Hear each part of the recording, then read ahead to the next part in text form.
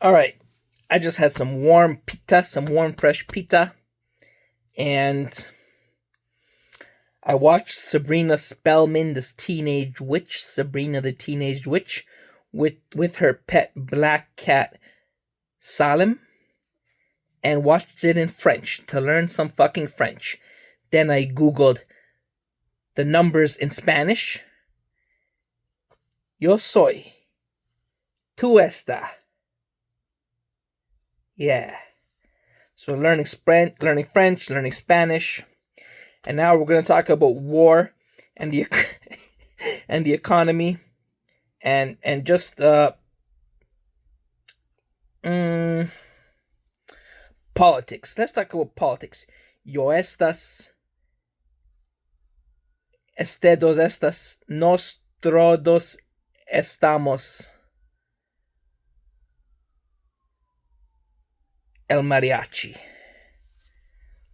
So when I was making my politics, I was focusing on bettering the people. Now, if we better just one fucking country becomes better, it becomes as the Rosetta Stone.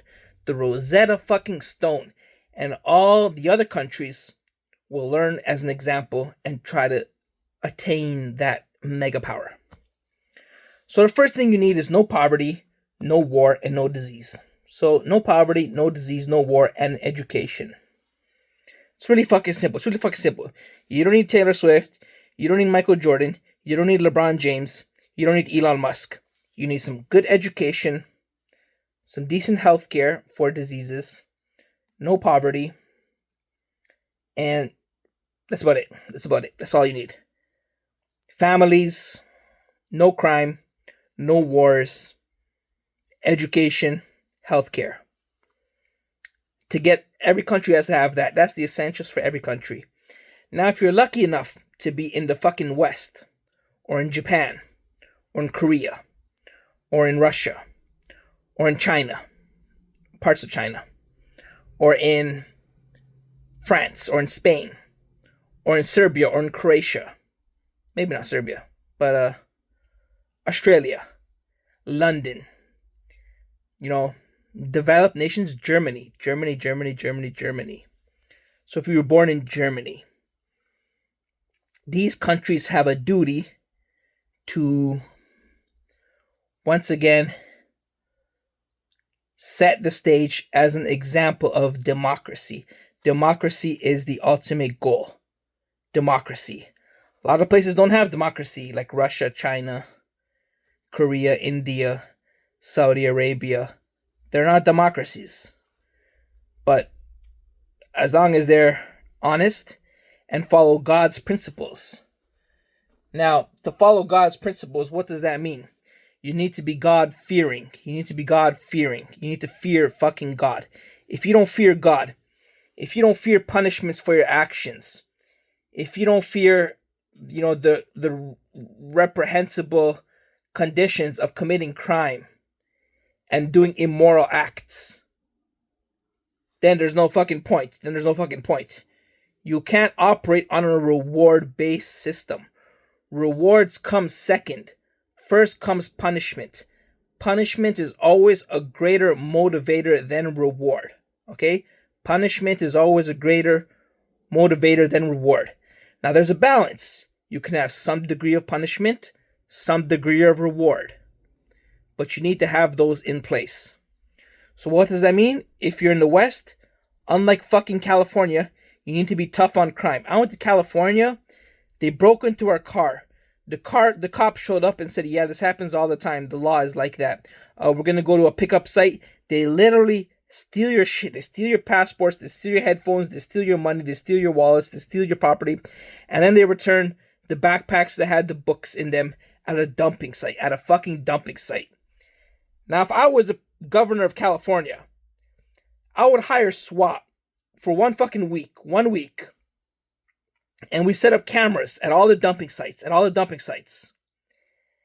And when we catch people entering those dumping sites, we would send the fucking military, arrest all their asses, post it publicly, and say these people are serving this length of sentence for breaking into cars. Just 1 week. Just borrow the National Coast Guard for 1 fucking week. 1 fucking week. See what that does to crime in the city. Are you combating crime? Like, what the fuck is the police doing? What the motherfucker is the police doing? If you have alleged dumping sites to retrieve your stuff, and then the laws give them bail, and then the laws don't punish them. It's not even that. Do you understand that a criminal is not your fucking schoolyard Derek Johnson Billy Joe that fucking had a little too much alcohol, went out and robbed and punched someone? That's not what a criminal is. A criminal is a professional fucking deranged repeat offender. Someone that rapes women for 12 years.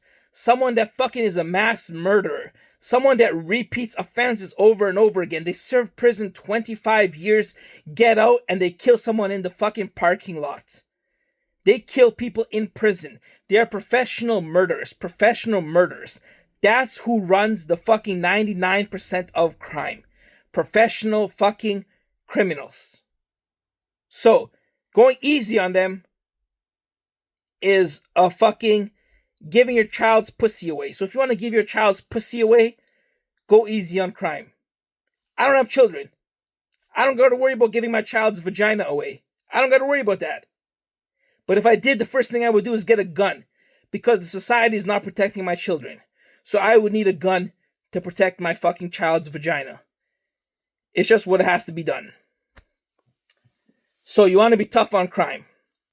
Now, if your fucking neighborhood black guy stole a chocolate bar from Starbucks, you're not going to sentence him to 10 years in prison, okay?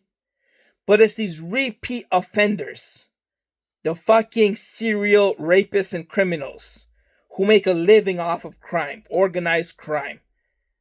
You want to infiltrate them, you want to arrest everybody they're affiliated with, and you want to have tough laws.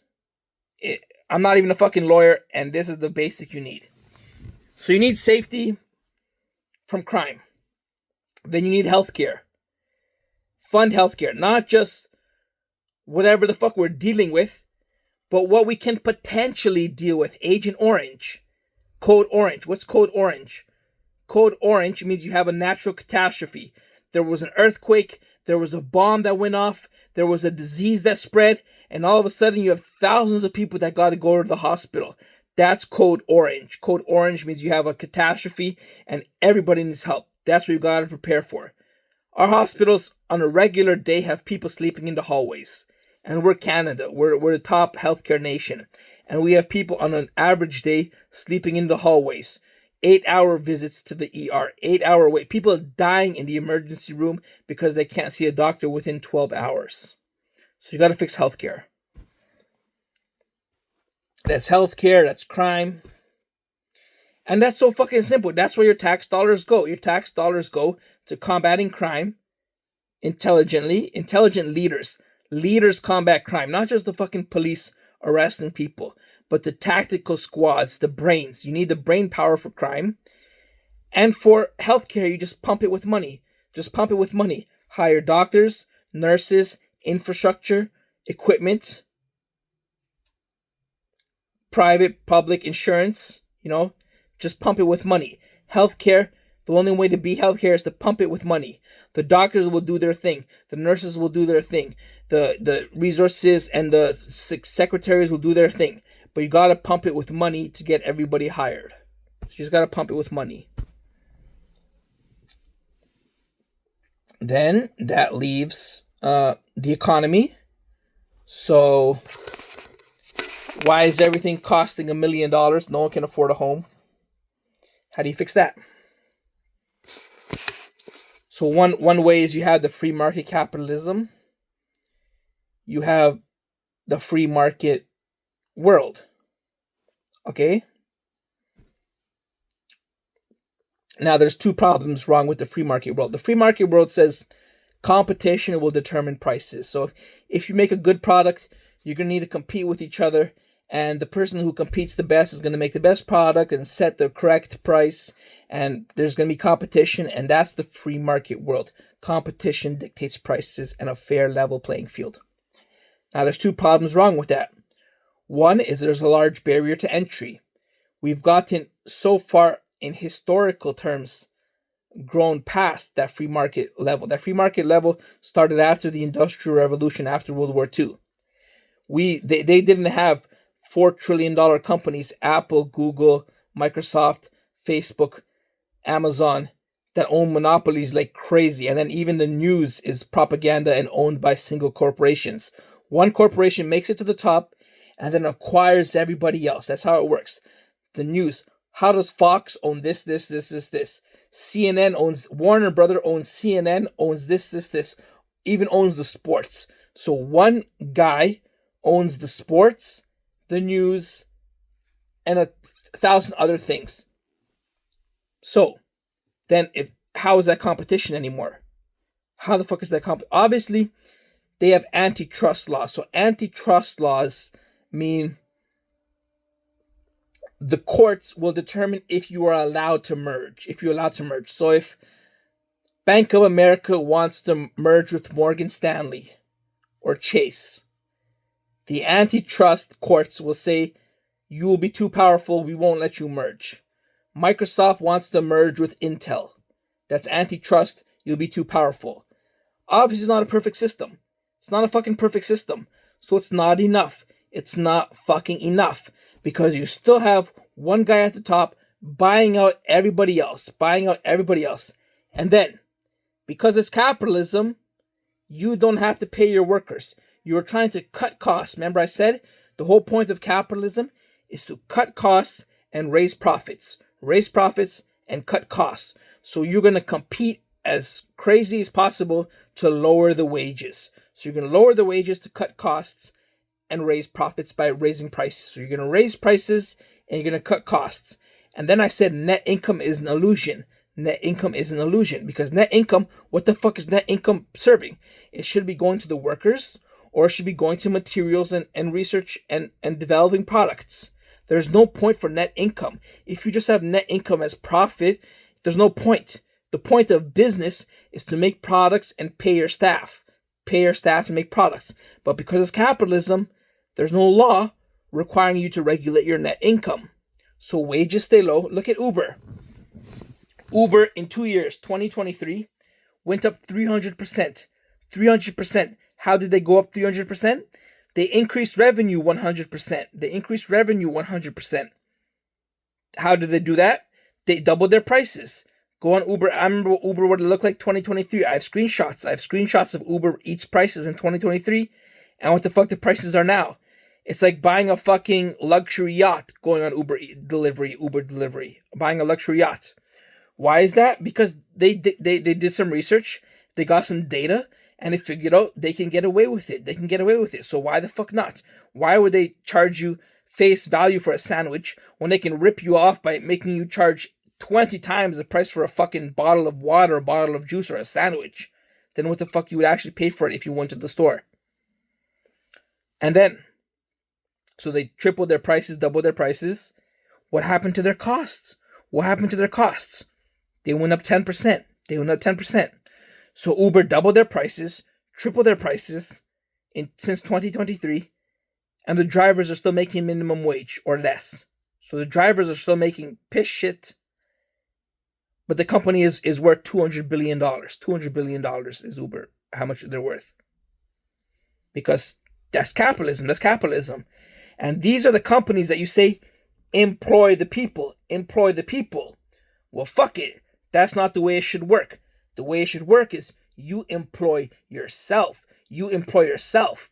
Now, if we have a low barrier to entry, if somebody can come up and compete with Uber, if somebody can come up and make their own business, and we have low costs because we have cheap AI, we get workers, we get education, we get cheap resources, we get resources given to us, we get tools, we get knowledge, we have YouTube videos, free YouTube videos, we go our way and we put our effort and soul on the line. We should be able to entrepreneur fucking startups and create businesses that compete with all these mega corporations. That's not possible. That's not possible. So those are the two factors. One is you have mega corporations that buy everybody else and don't pay their staff because they're trying to cut costs, raise profits to generate net income. Okay? So that's one problem. And the second problem is there's a huge barrier to entry for competition. I cannot fucking compete with Uber. I can never compete with Amazon. I can't compete with Tesla. I can't compete with Facebook. Facebook, a fucking social media app. There should be thousands of social media apps. How the fuck can you compete with Facebook, TikTok, and YouTube? You can't compete with that. So, there's no barrier to entry for competition, and the mega corporations don't pay their staff. That's the economy. That's the whole economy in a nutshell. There's nothing else. That's the entire fucking economy. You can set minimum wage. You can set inflation. You can go on strike. You can gain an education. But as long as there is a barrier to entry for competition and corporations aren't regulated to pay their staff or do what the fuck they want with their net income, there will never be equality.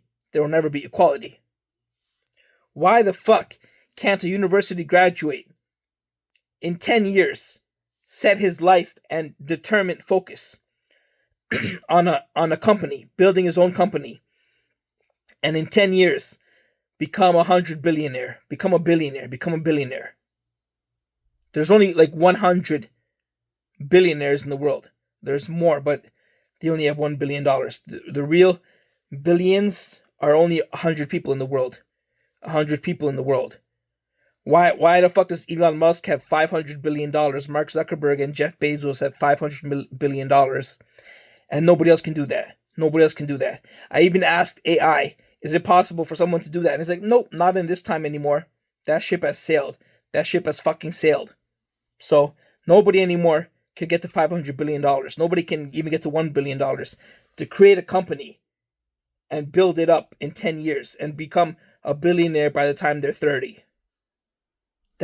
Everybody should be doing that. If American dream is the American dream, then everybody should be doing that. But there's barrier to entry and corporations aren't regulated. So how do you solve that? Hand up. Does anybody know? I see government intervention. Doesn't mean capital, doesn't mean communism, doesn't mean socialism.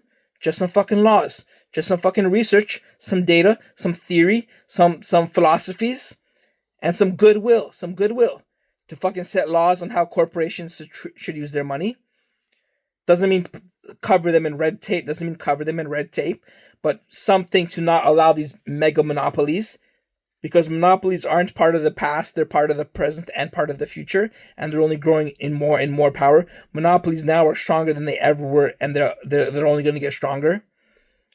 So I see government regulation around that, and I see government resources for entrepreneurs, for starting your own business, to give you fucking advantages over the other companies. I see the government stepping in for that. Who else is going to do it other than the government? Now, I also thought of taxing the S&P 500, 0.5%. S&P 500 makes 15% on a regular plus year. S&P 500 goes plus 15%. It has 30 or 50 trillion dollars in value. I'm not sure, 30 trillion or 50 trillion. The US budget is 4 trillion. And they're spending 6 trillion. They're always 2 trillion in debt, and 4 trillion is how much they have. If you tax the S&P 500 at 0.5%, 0.5 motherfucking percent, that adds $1 trillion to the budget. So now you go from 4 trillion to 5 trillion just by taxing the S&P 500 0.5%. Every positive trade gets taxed at 0.5%. That's it. Irregardless of capital gains tax, whatever the fuck other taxes exist. This system I already researched already has some form of existence in France, in London, England, and Germany. I don't know, fucking some other places it has some sort of existence, but not up to the level that the US can incorporate. So you tax the S&P 500 at 0.5%, you're adding 1 trillion to the budget. 1 trillion to the budget. The other theory I thought of was, if you were to print money, there's an equation that relates prices to the speed of transactions, to the volume of transactions, to the monetary supply. The Irving Fisher equation. And I was theorizing, like, if you print $1 trillion and handing out like when they did in COVID, that's going to cause inflation. Similarly, if you print, say, $100 trillion, that's going to cause inflation. But there's got to be a sweet spot. And I theorized the sweet spot was around $12 trillion, or no, $12,000 per person, which was $4 trillion. $4 trillion. So if you were to print money and give everybody $12,000, naturally, monetary supply would increase. So there would be inflation. However, people would be spending more. If you give everybody $1,000, nobody's spending it. If you give everybody $1 million, too much inflation. But if you give everybody 12,000, then people are spending just enough to offset all that extra monetary supply in the system. And the Irving Fisher equation relates the volume of transactions, speed of transactions, with the monetary supply and the prices. So the prices would go up, but everybody would be richer to a certain extent. I calculated, like, if you're making less than $100,000, you would benefit. And if you're making up to $200,000, there will be no effect on you. And if you're a billionaire, you'd probably lose money to the minimal amount of inflation. That was the other theory I had, which I thought of and didn't win a Nobel Peace Prize for in 2021 or something like that.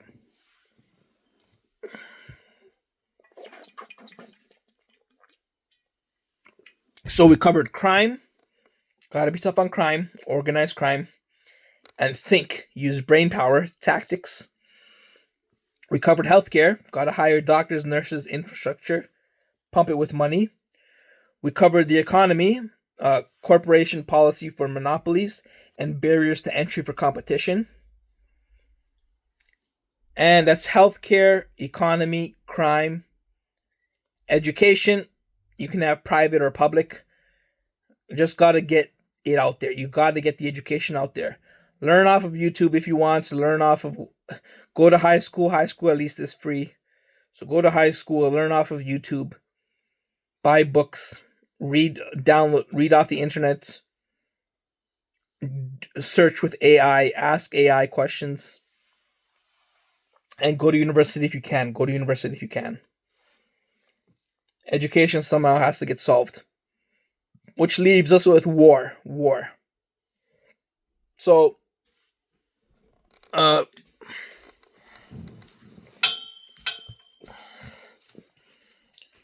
what is the fucking solution for war?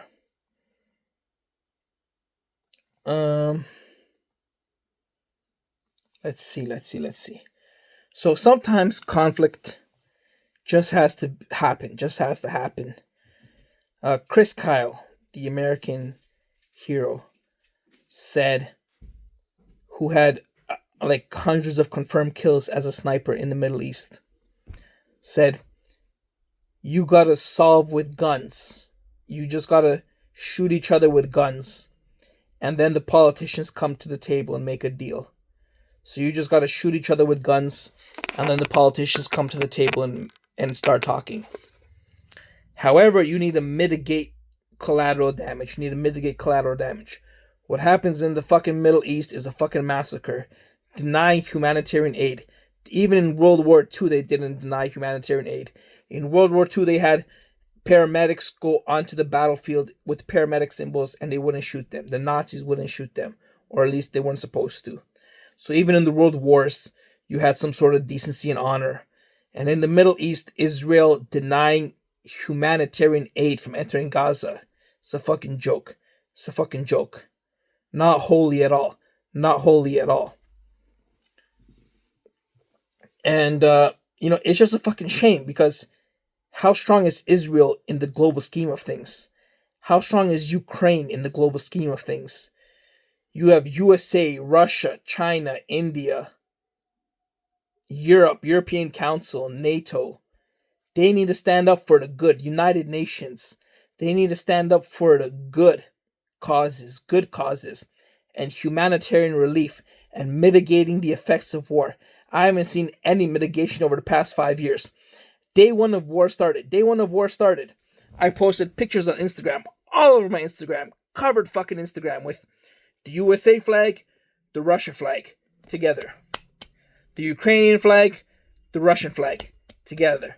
Then the Israel war started. I put Jesus Christ, I put mosques, I put Torahs, I put dreidels, I put fucking the Jerusalem. I put Jerusalem, Jesus Christ, and the mosque. And I posted, I like to read the Quran. So I read the Quran. I read the Bible and I read the Quran. And I posted, Allah is all about peace. Allah is all about peace and fucking accountability. Accountability. That's what I see from Allah. I see accountability, peace. So it says he is ever forgiving, ever knowing, and ever merciful.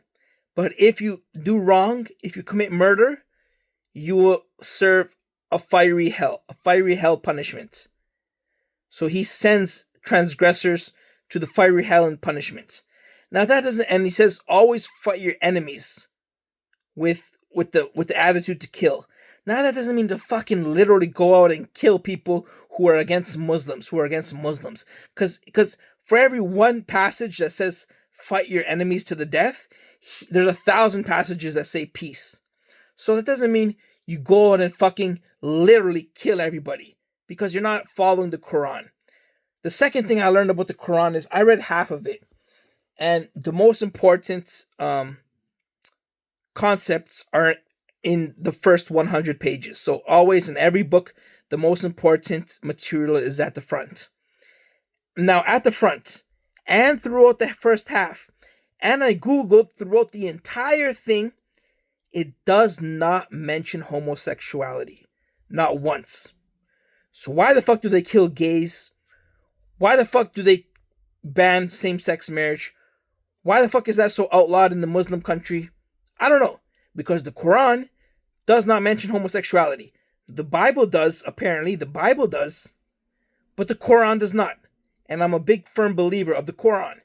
And it does not mention homosexuality at all.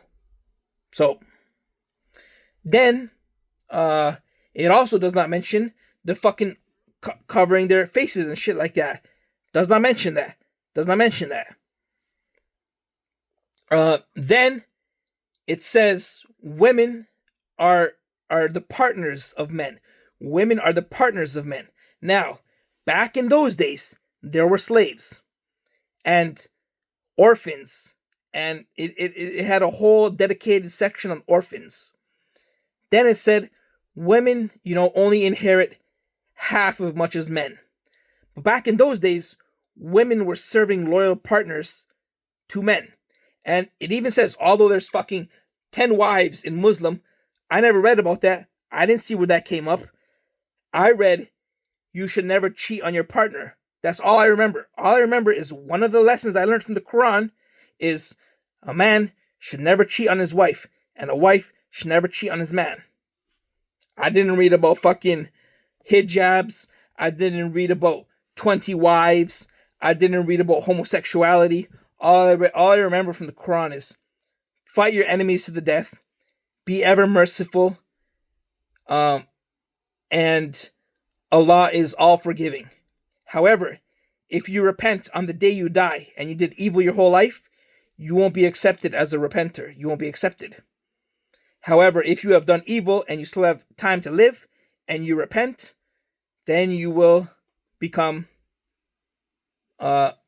forgiven and holy. And another thing I learned was if you avoid the major crimes, the major sins, if you avoid the major sins, you will be forgiven for your minor sins. Now it says you don't eat pigs because they roll around in shit.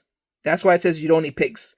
Not because pigs are holy, not because pigs are cancer. It says you don't eat pigs because they roll around in shit. Now, in today's age, is that a major problem? Is that a major sin? So if I say I'm Muslim and I eat some pig, does that mean I'm going to hell? Allah told me, no, I'm not. No, I'm not.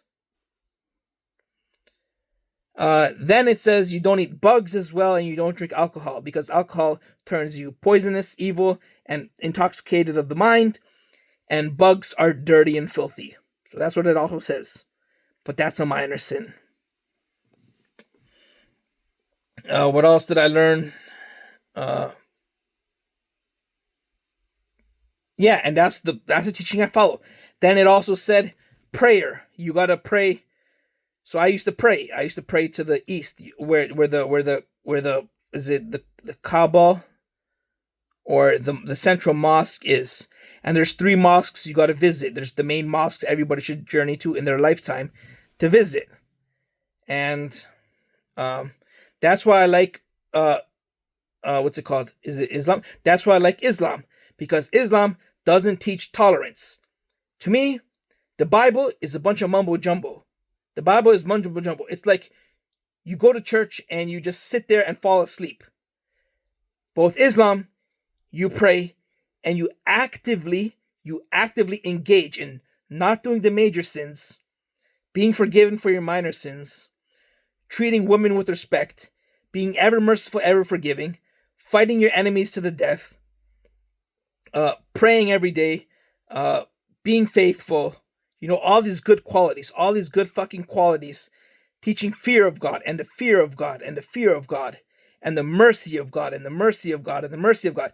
And the same God is the same God from Christianity, Islam, and Judaism. Jews, Muslims, and Christians all follow the same God. Now, in Islam, it says Jesus was a messenger of God, just like the other messengers. And in Christianity, it says Jesus is the Son of God. And in Jewish, they don't even believe Jesus.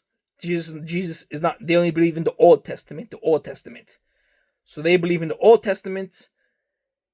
Christians believe Jesus is the Son of God, and Islam believes Jesus is a messenger of God. But they're all tied together. They're all fucking tied together. Muslims, Jews, and Christians. They all follow the same religion. They're all one big religion under God. Same God. Same God. And who's the most important character in this religion? It's God. And if you have the same God, what the fuck are you bickering about? What the fuck are you bickering about? You're uneducated. It's the uneducated who spread the lies. The uneducated.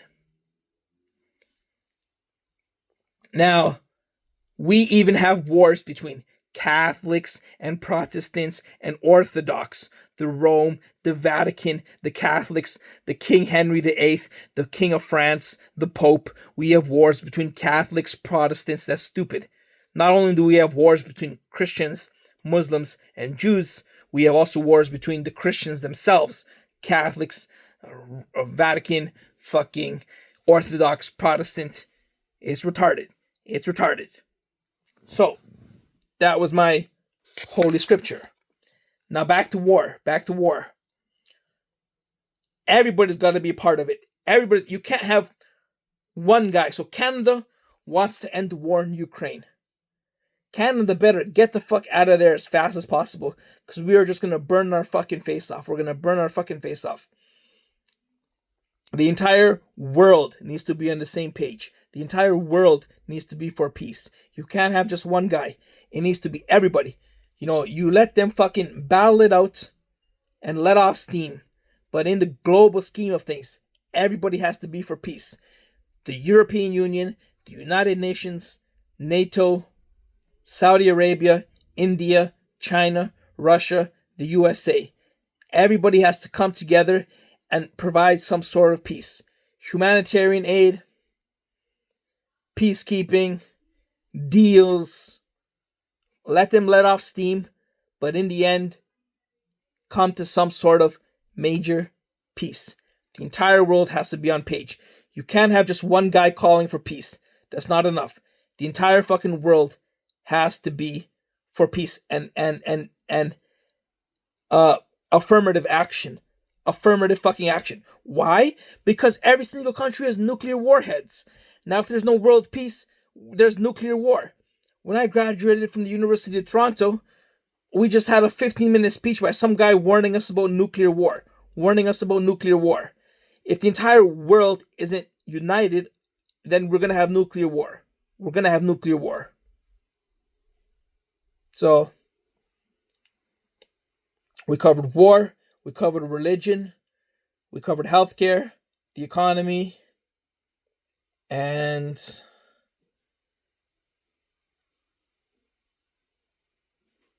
crime. So, as always, stay classy, DC, and Los Angeles, and New York.